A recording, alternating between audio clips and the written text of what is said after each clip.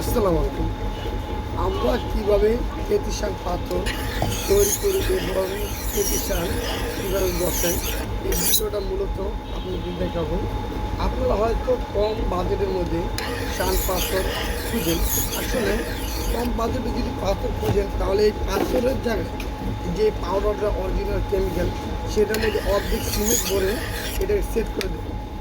এই জন্য বলছি যে টাকার দিকে বেশি গেলেও ভালো জিনিস নেবেন, কেননা এটা আপনার কর্ম করে খাবেন। যদি কাজ যদি ভালো হয় তাহলে আপনার কাছে নিশ্চয়ই আপনার কাছে শান্তিতে যাবেন। আর আপনি যদি টাকায় বাঁচাতে যান তাহলে জিনিসটা আর ভালো পাবেন এবং ভালো পাবেন না। এক্সাম্পল আপনার হচ্ছে চাষ কেমিক্যাল সব কিছু নর্মাল রয়েছে। শুনে সব দোকানদারই চাবে দুধকে লাভের জন্য।